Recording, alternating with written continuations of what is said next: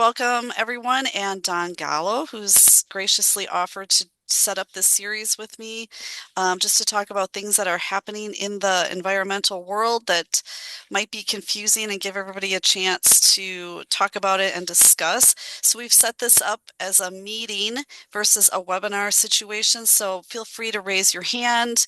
I know Don has expressed an interest in having it be a discussion rather than a presentation.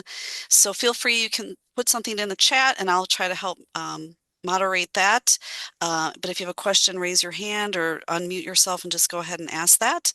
So with that, I will let Don get started. Thank you. Okay, thank you.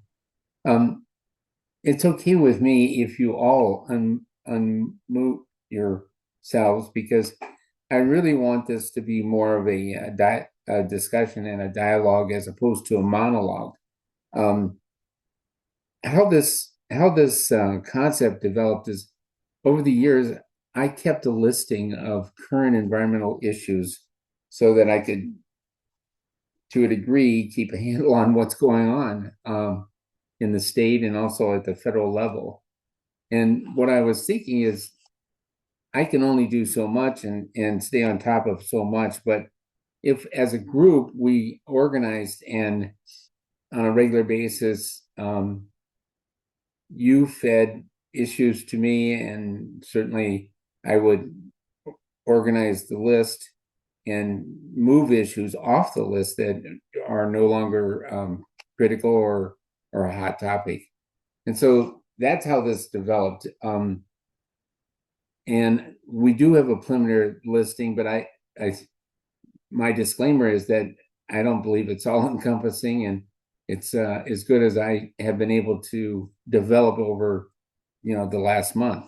And so I try to do this on a monthly basis and make sure it's up to date. But I would encourage you, if you're interested in regularly participating, send me topics that you feel are important or on the rise, and we need to be on top of those topics. So that's how the list was generated. So item two, I'd like to track cutting edge environmental issues, both federal, state, and local. There are a number of local issues as well that are developing. So I want to make it practical. I want to have issues that are not happening in California and that don't affect us, but some things in California do affect us. So we have to be practical about this. And there'll be issues that are affecting business, real estate, water quality, and the list goes on. And it can be a regulation, it can be a case. There are a couple cases right now that are addressing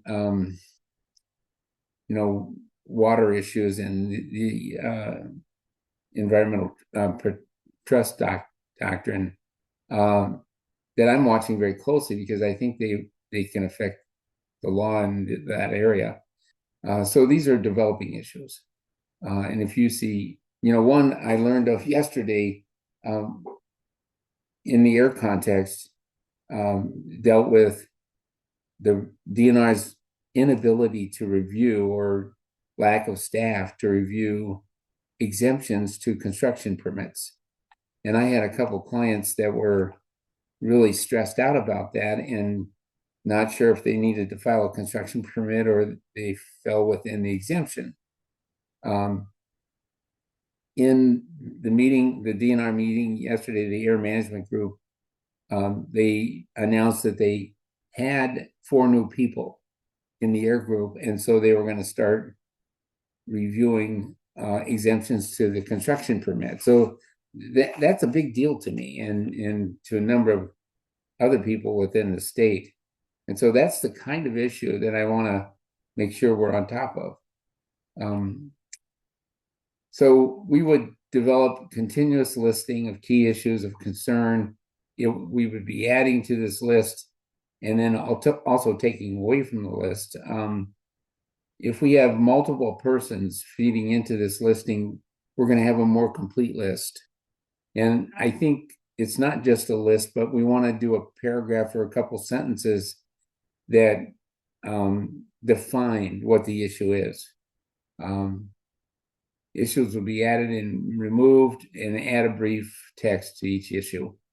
So think about this and see if you're interested in supplying these kinds of things to me, because if they're an issue for you, they're certainly issues for others. I envision that we meet for an hour each month. We have initially set this up to meet for an hour every other month. But we can adjust that depending upon the level of interest and the rate at which we're identifying issues. And then the other thing is, in an hour, we can't cover all the issues that are raised. And if people have an interest, we can do a sidebar meeting with a subgroup to address specific issues of concern. So the concept being, we want to recognize and comment on key issues that are developing. And I'm open to suggestions on the format and improvements on how we're going to move this forward. So don't be shy. I don't have I'm not offended by any comments. I want to make it work for everybody. And so now we're getting into the list of environmental issues, and there's many of them. I started out with 3 pages, and by the time I was done, we're looking at more like 5 pages. And 57 issues. I'm sure we only have about half of them identified. So I use an example, emerging issues. I'm seeing this 1,4-dioxin in contamination in soils coming up more frequently. That's the kind of issue that I want to identify and be aware of.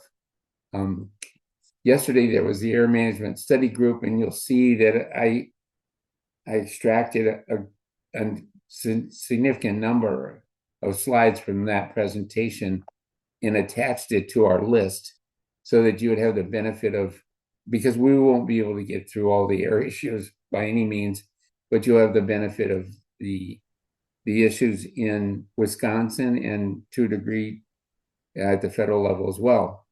One thing that really bothered me in this presentation yesterday was the lack of funding for our air program in the state. And there's a slide, or there's a line item later, but I'll give you this early. Wisconsin's air program has about $3 million of income each year, and they need about 54 full-time people to run that program. They have like 31 in the program now. So it's greatly understaffed, greatly underfunded. And the areas that are probably suffering the most are the Title V permit program. The numbers are increasing rapidly on Title V permits that are not being addressed.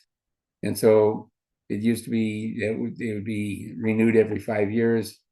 I think over 40% are not being renewed on a 5-year cycle.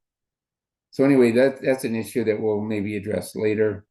In terms of the air management study group, these are the list of issues that are currently DNR is talking about. The biggest issue that I see is this PM 2.5 at the federal level. And I met with EPA in DC a couple times this last year.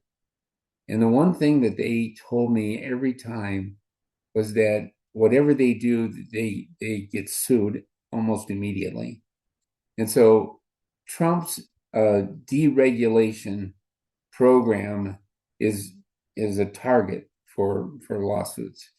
And there are a number of air and issues across the board, wastewater, haz waste, where they're trying to deregulate programs that were from the Biden era, and they're being sued.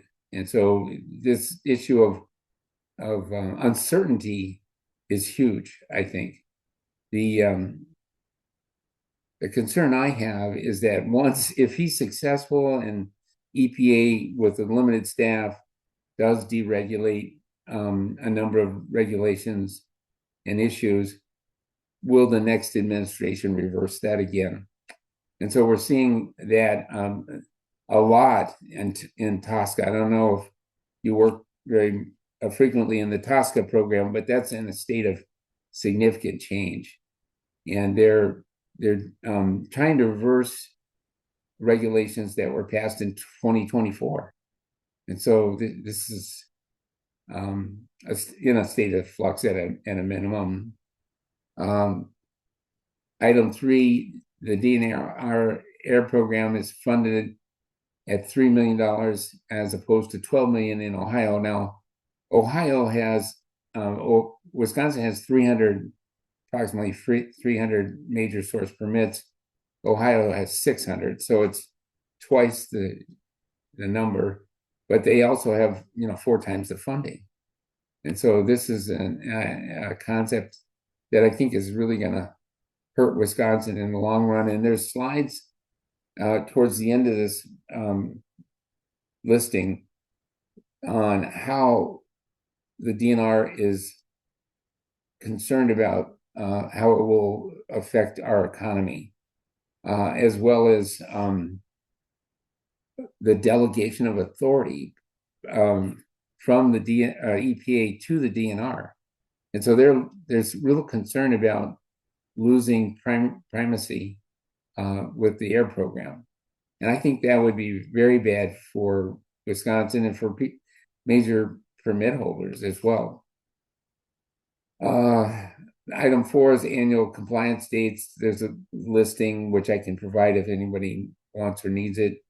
I'm not sure the status of the Clean Air Act once in, always in terms of major source. I think that's been accepted, and it's certainly a good move for any major source that is no longer major and can be an area source. This California Proposition 65, this is a good example of how people might ignore the bounty hunter provision. But if you have products that are being sold or marketed in California, you have to comply. And so this bounty hunter provision is a situation where attorneys, much like personal injury attorneys, are attacking the labeling and the compliance of products that don't meet the Proposition 65 regulations. The Chevron doctrine, item 7, was an issue of deference for many years, I think 40 years of deference to government agencies. So courts would give deference to like the DNR or the EPA. And so you had an uphill battle if you're challenging a regulation or compliance. However, that was reversed this last year. But what I'm seeing is the judges still have a tendency to defer to the agencies. But over time, this hopefully will be adopted and accepted. Chlorides analysis. I went to a program last night that I was surprised at. There's a dramatic increase in chloride concentrations in our rivers and lakes, and it's having a negative effect, definitely. And so there are a number of things that municipalities are doing to change this impact. Climate change has been generally raised by law school students, where they are filing lawsuits alleging climate change against companies like the oil companies or power plants. That has died down since COVID, but there's still cases being filed. Climate disclosure laws, that's on the rise. And I work with the American Chemical Council in DC, and they track all the various state laws that deal with PFAS and also with climate change.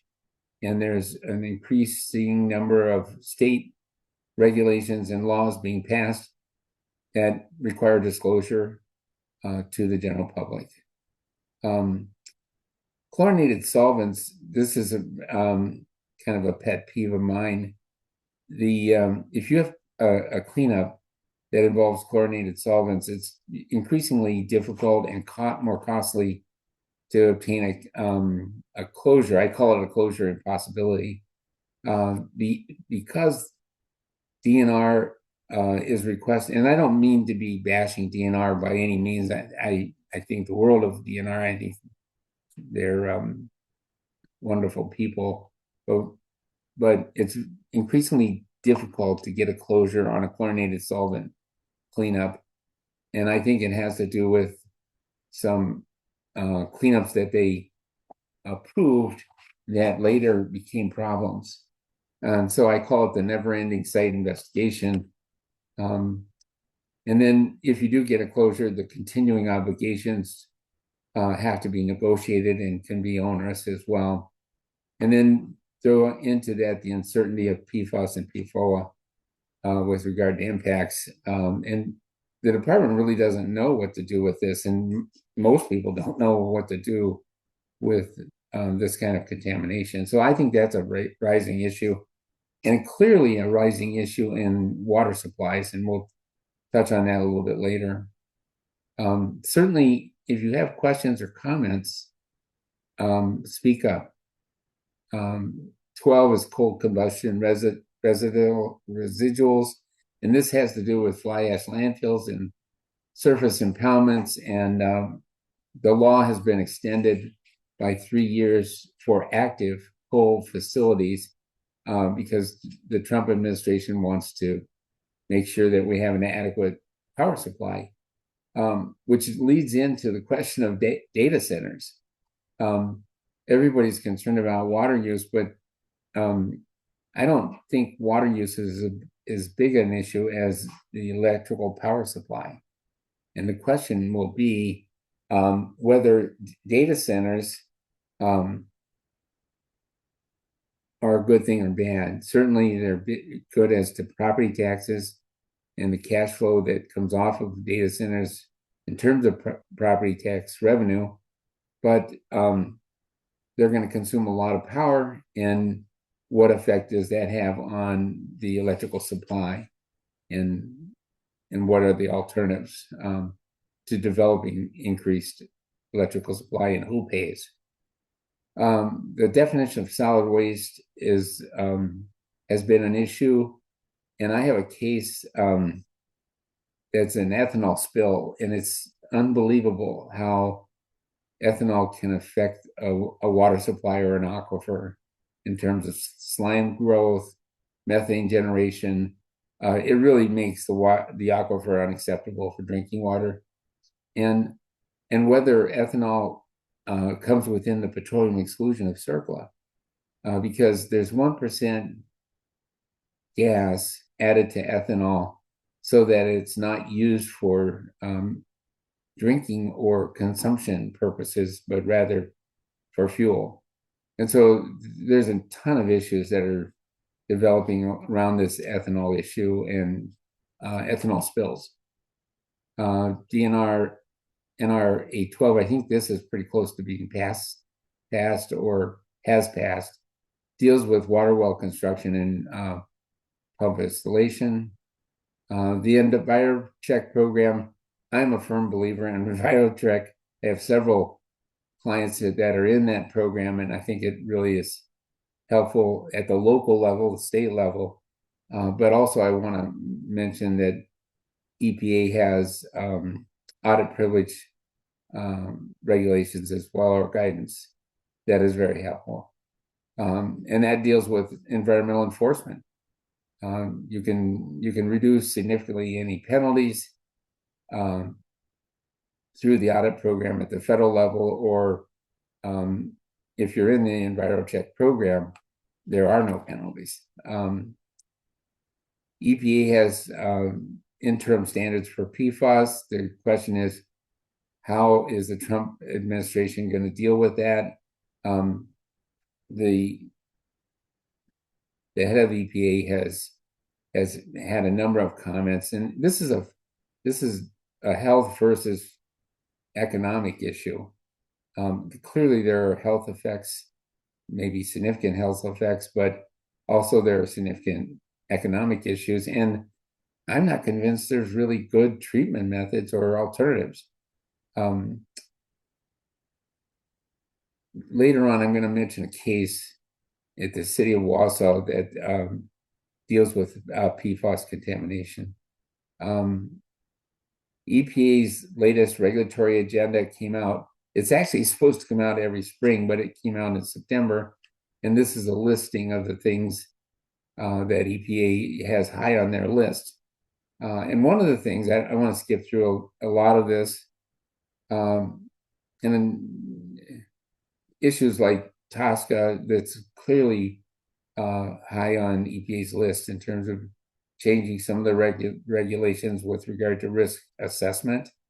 The other thing that I've found, if you look down below or lower, PFAS is a sticky chemical.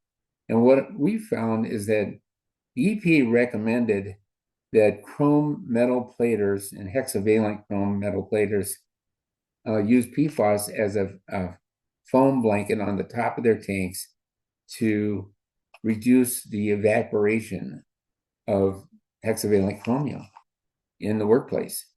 That was stopped in like 2015 because of the recognition of PFAS being a problem. So most all chrome metal platers have not used PFAS for at least 10 years, and some more, maybe 15 years. So we did some sampling of metal platers wastewater discharge. And much to our surprise, they've never used this PFAS chemicals for the last 10 years, but the level of discharge is in the range of 10,000 parts per trillion to the wastewater treatment plant. Now, couple that with the MMSD in Milwaukee was supposed to have a new wastewater discharge permit last year. And as part of that permit, they were supposed to have a program that addressed PFAS contamination within their system. None of that has materialized so far, but this is going to be an issue because if anybody used PFAS in their manufacturing or otherwise, it seems to linger and release over time, much like mercury. Mercury is very similar. I'm going to keep moving here. There's a state program that collects the firefighting foam, PFAS foam. But what we found is that there's impacts to soil and groundwater as the result of fires where PFAS foam was used. And so now we're looking at not the foam issue, but the impacts to the soil and groundwater after a fire. Pretty significant. There's this item 22 is the foundations of endangerment finding.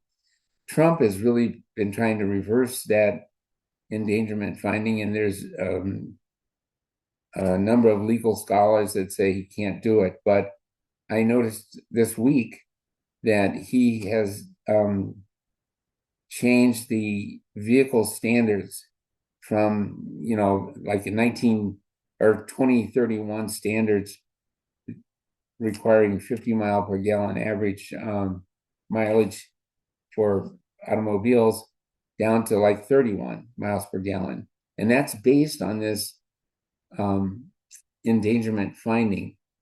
Some of the legal scholars say that this is one of the predominant sources of climate change. And so there's a big issue brewing in that regard. But Trump had said that he saved the automakers $300 to $600 billion on this change in the CAFE standards. So that's an issue. I don't think it affects us on a local level, but it could, because a number of our manufacturers supply the automakers. And the issue is, how fast are they going to convert to electric versus petroleum? Groundwater standards. This is another issue in terms of bacterial standards for E. coli and also PFAS standards. That's being developed, but I don't think it's very well defined yet. Hazardous waste. I'm seeing more and more regulatory changes in hazardous waste. Some conversions to waste that can easily be managed and is deregulated from hazardous waste. So that's on the rise. Impaired waters listing. This is a situation that's, I think, adjusted annually or biannually. And we're seeing more and more waters that are listed as impaired. So, and when you say impaired, it could be phosphorus or it could be PFAS. We'll see how this continues to develop. Major source reduced to an area source. This is once in, always in. That we already commented on this. The Maui case, I'm not sure if anybody is familiar with that, but Maui was diluting their sewage through injection wells into the groundwater, which had a direct pathway into the ocean. And so that case was all about whether Maui was a direct discharger or an indirect discharger. And the same is true for certain parts of Wisconsin, like Washington Island. They land apply a lot of their domestic wastewater on the airport and other areas, and that has a direct connection into Lake Michigan. So that over time, I think that's going to change in Wisconsin. Non-road engine testing. I think Mercury Marine was being challenged on this issue. I don't know what the result was, but it really impacted their ability to test engines during their production. The NR 439 regulation was just updated. And what I'm seeing is the frequency of stack testing has been reduced from 5 years to 2 or 3 years. And so that's a financial impact. And more frequent stack testing is being required. NR 809 has to do with MCLs, maximum contaminant levels with regard to drinking water. And this may be a good point for me to touch base on the city of Wausau. The city of Wausau used a New York firm to sue their 11 largest manufacturers. I represented one. And what we did, and this is interesting, I think, what we did is we did testing with regard to the manufacturer's property to determine whether they're precursors or PFAS chemicals that were migrating into the city's wells. The city has 6 wells that are along the east and west bank of the Wisconsin River. What we found is there are 2 ways that we defended that case. One was hydraulically, that the wells were pulling predominantly from the river through groundwater and not pulling as much the zone of cone of depression from some of the landward properties. And so hydraulically, we were able to demonstrate that our groundwater was not migrating to their drinking water wells. The other thing is there were no precursors. And this has to do with really pretty serious chemistry evaluation of PFAS chemicals and how they may be precursors to other contaminants. And what we did find, though, was we don't know about all 11, but some of the industries clearly were not contributors. But there was a 3M facility 2 miles up the river. And what we found was the water in the drinking water wells was mostly coming through the bottom of the river via groundwater into the wells and then part of the city's water supply. Well, the city had spent, I think, $80 million for a new activated carbon facility to deal with the PFAS. It's not working out as planned. And so they were basically trying to recover some of that $80 million against sources of the PFAS. That case is still in litigation. The problem is, if it's a PFAS case, the cases are being sent to what's called a multi-litigation case in South Carolina. And so they're trying to consolidate a bunch of these cases. So that's the kind of thing that was very costly for local industry in our state as well. I want to keep moving here. I'm going to gloss over the OSHA issues. PFAS due diligence subgroup was addressing CERCLA listing of PFAS chemicals, drinking water quality standards, groundwater quality standards.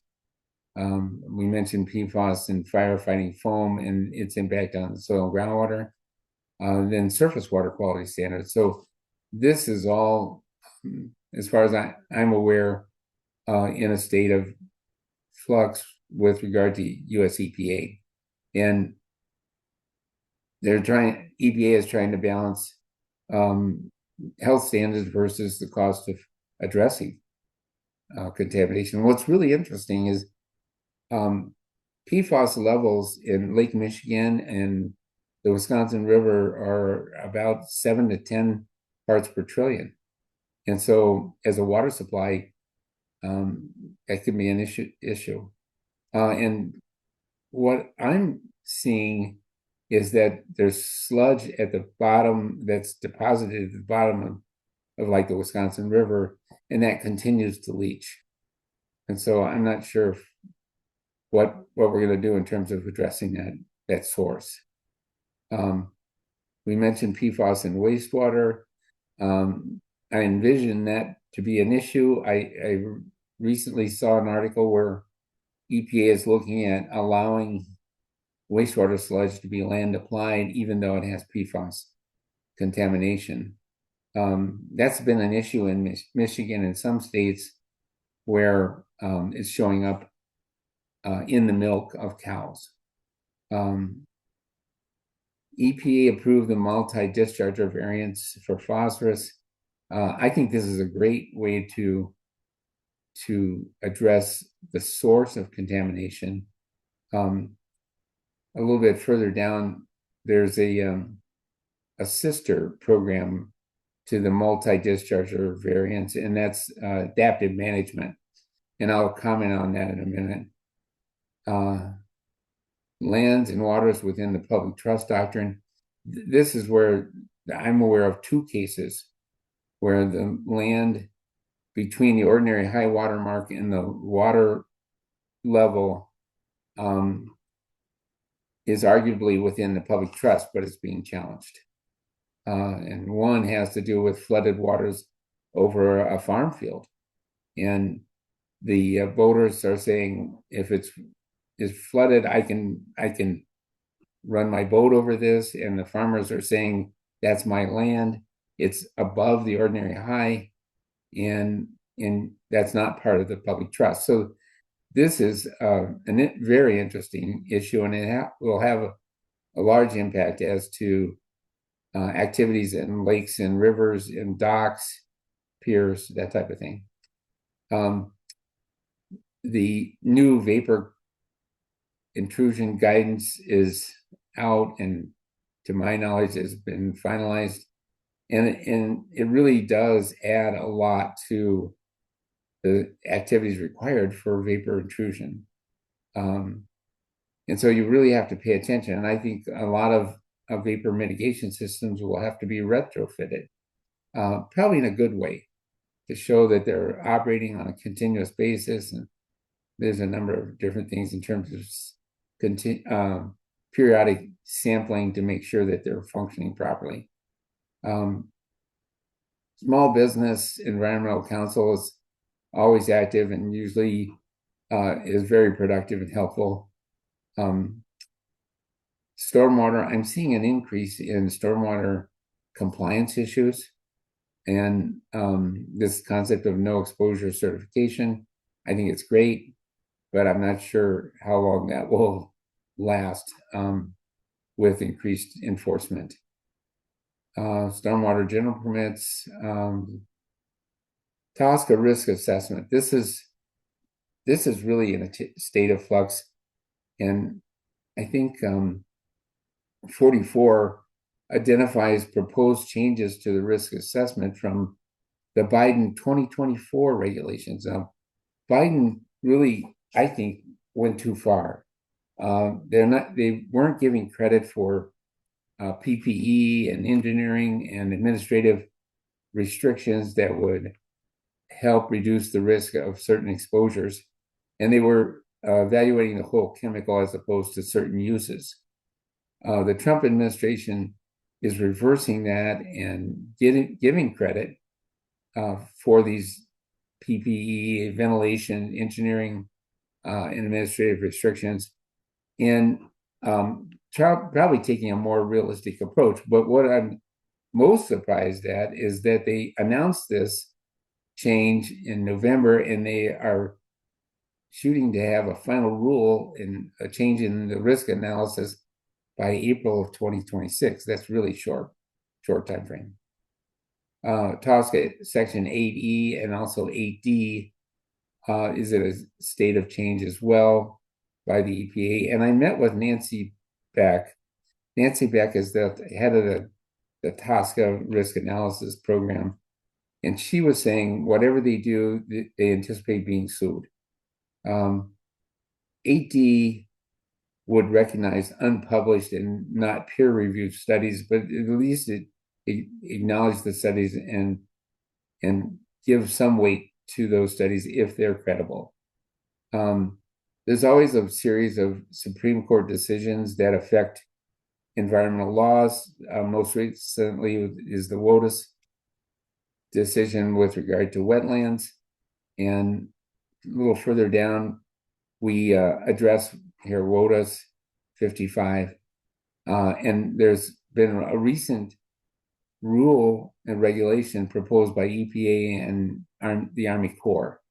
And I think that's hopefully going to be a compromise from what was being challenged. The challenge was the Scalia nexus between waters of the United States and connections to wetlands. And so now the rules, as so I'm told and what I've read, is that it has to be an open water connection. And it can't be strictly an analysis on wet weather flows. That is really contrary to the DNR definition of wetlands. I call it the toothpick test with regard to the navigable waters of the state of Wisconsin. I argue that if it'll float a toothpick, it's going to be deemed navigable waters by the DNR, and this has to do with their jurisdiction over that waterway. And the seminal case in Wisconsin is a case in Menominee Falls where for most of the year there's a dry ditch, but in the spring it runs water. And DNR did a test, and they call it it was a test by a young lady in a kayak, and she could navigate portions of that ditch, but had to drag the kayak over certain areas. And the DNR deemed it navigable, and they won that case. And so that's why I call it the toothpick test. If it's can float a toothpick, it's going to be deemed navigable by the DNR. And that has, real implications in terms of jurisdiction and what can be done and the definition of a navigable stream. Water body assessments, 51, this is the city of Wausau. I mentioned their drinking water. They really do have a big issue here and a problem. And what the feds do with regard to PFAS standards is definitely going to affect their drinking water. Water body assessments, impaired waters listing. This increasing chloride concentration, I think, is going to affect some of the waters, and they'll be listed as impaired. But this is predominantly an issue with regard to phosphorus. And phosphorus is pervasive. It's in the sediment. It's in erosion. There's item 50 water quality program guidance. The city of Oconomowoc evaluated expanding their wastewater treatment to address their discharge requirements for phosphorus, and they chose to use adaptive management throughout the watershed, the Oconomowoc watershed, which travels miles to the north. And so they've been very successful in meeting their goals. They're probably the only program in the state that is on track and meeting their goals with this adaptive management. And they've conducted more than 300, probably closer to 400 conservation measures within the watershed to reduce phosphorus levels. So this is really a success program, and it's quite a savings to the users of the city of Oconomowoc because the cost of this adaptive management program is about a quarter of the cost to put in advanced wastewater treatment. And they're doing things like working with farmers on buffer strips and erosion control and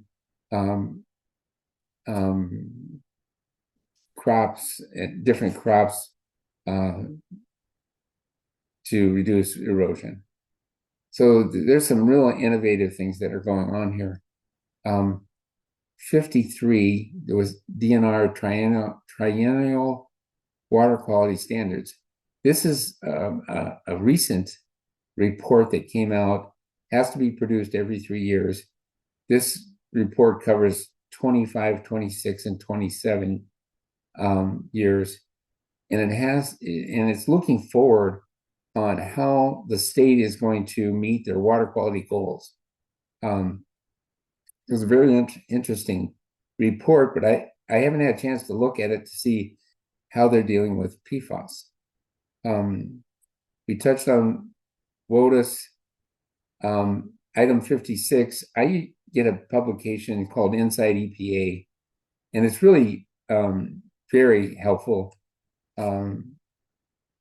Today I received, I received something almost daily on this, but today I received that EPA is being challenged on the regional haze issue, which I thought was already addressed or at least acknowledged. So that's a new issue arising again. We touched on PFAS in drinking water. So those are the issues that I have identified, but that doesn't mean that I've got them all, and certainly would entertain if you have issues or know of issues that are what I call key emerging issues, please send them to me and I'll add them to this list so that we have an ongoing list that is helpful to all of us. The other thing is I'd really like your feedback on whether you think this program makes sense for you to continue with it, and how we can change it so that it is useful. What I envision is, in addition to this listing, there would be at least a couple sentences that identify more clearly the issue within each item.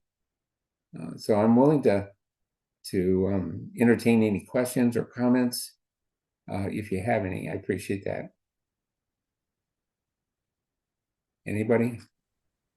I just had a question about, this is Laura Mashinsky, about the where you talked about Economowalk's success with adaptive management. That is the first one I heard that they were having success. I thought like up in Green Bay, they were struggling actually. Had you heard anything about any other programs using adaptive management? Yeah. I was told that Oconomowoc is the only successful program that's meeting their goals. That's not to say that other programs aren't having some degree of success, but there's a lot of room for these types of programs, and I really believe that it's probably the most cost-effective way to do it, and basically you're addressing the source of the contamination. There's really significant advances in water quality with regard to sediment. Some lakes, I do a lot of work with lake management districts, and one lake has been doing carp control, and the carp tend to stir up the bottom and release phosphorus. And so they have a number of different things they do. They go up into the rivers or streams that feed their lake. They remander the lake or the stream. They do erosion control. So there are a number of measures. Buffer strips is another. Cover crops with there's a group in the Oconomowoc area that fly in seed to plant cover crops within the basin, and the city of Oconomowoc funds that. And it's when I say fly it in, they use drones. And what they do is they release the seed while the crop is still standing. It could be corn, it could be soybeans, or other crops. But the concept is that when those crops are harvested, the seed is pressed into the ground as well. And I've noticed, I live in that area, so I noticed more and more fields do have cover crops, which just means they green up before winter hits, and it does reduce erosion. So I'm not aware of any other program that's actually meeting their goals, but I'm sure they're having some degree of success. But the Economowoc program is definitely doing very well. Any other comments or questions? Hey, this is Patty. Sure. This is Patty Stickney, SCH. We're working with the City of New Richmond with adaptive management too. Wonderful. How far along are you? I'm not involved in that project. I just have heard people talking about it, but yeah. That's fantastic. Here's the way I view the adaptive management versus the multi-discharger variants. Adaptive management works really well when you have somewhat of an undeveloped watershed in terms of, you don't have a lot of point dischargers. You may have some municipalities, but you have a lot of farm fields, or in the case of Oconomowoc, the Holy Hill area is within the Oconomowoc watershed. But the multi-discharger variants, I think, works better when you have a number of point dischargers. And so it's a matter of emissions trading with the multi-discharger variants. So industries might find that it's much cheaper to work with a farmer to reduce phosphorus runoff or different discharge parameters versus their own treatment. So that's kind of the way I see it, but I'm not, I don't have any data to support that. Any other comments or any issues that I missed that you're aware of that are of concern and we should put on the list? Don, this is Dan Kuhn. Could you expand a little on your comments about the stormwater no exposure certifications in Wisconsin? Yeah, most companies that I work with, we try to get to that level where we have, all of their raw materials and their manufacturing covered and addressed. But what I'm seeing is a number of construction sites are having a problem with meeting the stormwater standards, and the communities that are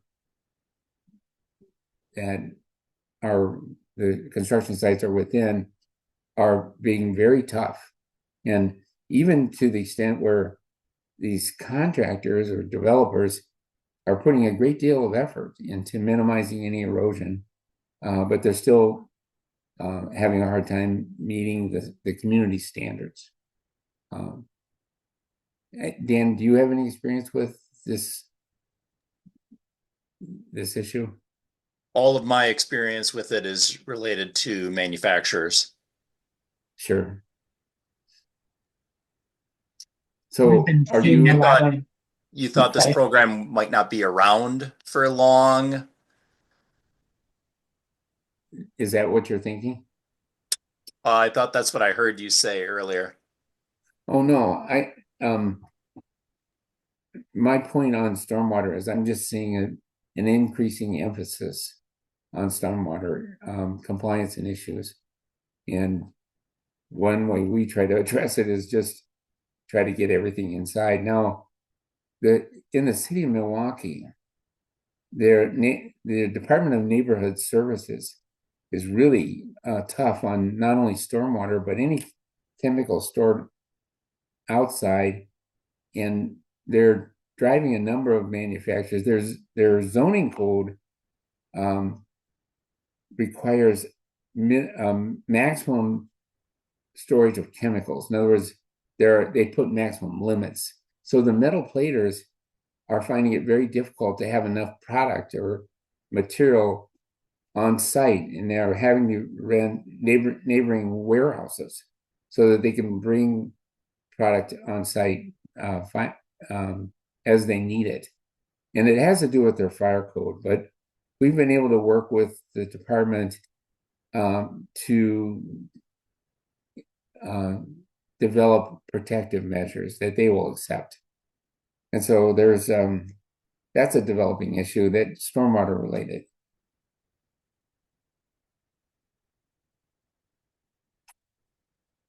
Any other thoughts or comments? Anybody have issues that we haven't identified? I just wanted to make a couple of comments. This is Rob Harmon with US Venture now. I think this is an excellent idea because it's so hard for you to keep your eyes on everything, and having more eyes is like a good way to not get blindsided. I do have some background on some of the specific things you brought up that maybe I'll just email you, and we can, when we get to a discussion point on a certain item, I can provide, my experiences with that. That'd be fabulous. Prior to this role, I was with a flexible packaging manufacturer, so I have a lot of experience with solvents and control devices from that perspective, and now I know more about gasoline distribution than I ever thought I would. But I'm sure. I guess, we're gonna probably never have where every one of these hits everyone, but they're all gonna hit somebody in Wisconsin, and trying to stay ahead of things is constant challenge.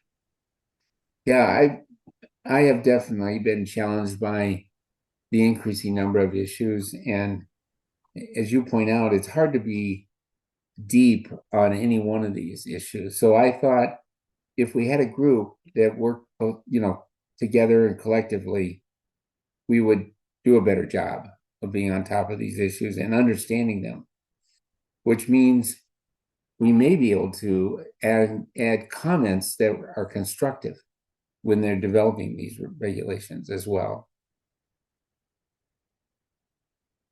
So that's how this issue or idea evolved, and we certainly want to make it work if we can.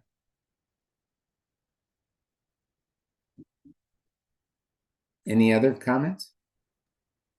Just Yeah. wondering if you consider, we're dealing a lot, and it's falling in the environmental area, dealing a lot with EPR, state-specific EPR programs, which is, basically the producer, manufacturer funds recycling of packaging. Like Oregon's kind of ahead of the game, but I don't know if this group considers that an environmental thing or not, but it's taking up a lot of our time. No, I appreciate you raising that because I'm seeing more and more of that. I'm part of this American Chemistry Council group that monitors state regulations, and that they're raising that as well on different states, New Mexico, Oregon, and as such as you mentioned. And I think it is an issue that we want to monitor because it's going to affect the environmental compliance issues. Good issue. Thank you. Anything else? Certainly, if you come across issues or think of them, after this call, send me an email and I'll make sure it's on the list. And this is kind of a monologue today, but that's not my intention. I'd rather have a discussion and try to detail the key issues that we should be spending our time on. And I did attach the air management study group slides that I thought were relevant. And I'm kind of shocked at the underfunding that we have with their air program, and DNR has actually hired a third party to figure out ways that they can increase their funding. And they also identified what kind of negative effects could happen within the state. And I'm sure we really don't want that to happen. So you might want to look at the slides that I also provided. Any other comments or thoughts? If not, we're right at 1 o'clock. We can. Oh, go sure. ahead. Well, I don't want to be that person that says something at the end and everybody has to wait. So we'll wait till next month. No, go ahead. Go ahead. It's probably helpful. No, just saying, I was also listening to the Air Management Advisory Group meeting yesterday. And yes, this funding issue has been, is definitely troubling. I think a lot of it is due to, well, I'll just say, yes, the Title V program is definitely in trouble. I see minor source program equally as in trouble. When she said that they have 1,000 some sources and only 2 staff that deal with the minor sources in the state, that's crazy. And I have a lot of clients that are in that synthetic minor category that Sure. have waited almost a decade to get an operating permit updated. So they're carrying 3, 4, 5 permits that they need to keep track of and still do, semi-annual monitoring reports with just, like a Title V source. But they're not even considering working with those sources right now I thought it was interesting. or renewing those permits. Yeah. Well, I thought it was interesting that they were saying they were spending new source review funds that were being exhausted to balance their program. Mm-hmm. So they're robbing from Peter to pay Paul. Yeah. It's Yeah. just not a well-run, not being critical of DNR, but it's just not a well-funded or organized program. Yeah, they're having some problems. And I'll also mentioned they had the DNR had a presentation earlier this week as well. And in that presentation they had somebody, I think it was Ashley Gray, was talking about the revisions to NR 429 and what they're expecting in semi-annual monitoring reports. I know a lot of people tune into those presentations to hear about what's new for air emissions inventory reporting, but I had more clients call me about what Ashley Gray had to say about what is acceptable in a semi-annual monitoring report and what is not. It was kind of a, I don't know, it was a very short comment, but it actually raised more alarm bells with my clients than anything that has to do with the air emissions inventory presentation. So that Sure. was, I think they, I mean, I think I know what the DNR is looking for, but I think that that's something that the regulated community is kind of scratching their heads of, well, is this okay or not? Because it's been okay for many years where we haven't had any comments, and now you're telling us that it's not okay, and just, more opportunity for miscommunication. Yeah, what I wonder is, has our legislature gone too far in trying to tighten up budgets and to reduce staff? Um, Yeah. and maybe they have. I don't know. Yep. Any other comments? I don't want to go over too far, but I appreciate everybody's attendance and your comments. Thanks, Don, and thanks everybody for coming on the line today. We are about an hour in, so again, go ahead and if you think of anything that you can send either to me at the FET office or to Don Gallo, you have his email because he sent out some materials this morning or yesterday. But our next meeting will be Friday, February 6th at noon. At this time, that's what we're scheduled for. So I wish everybody a really great weekend and holiday, and we'll be in touch in the new year. And thanks again for joining us. Thank you, Julie.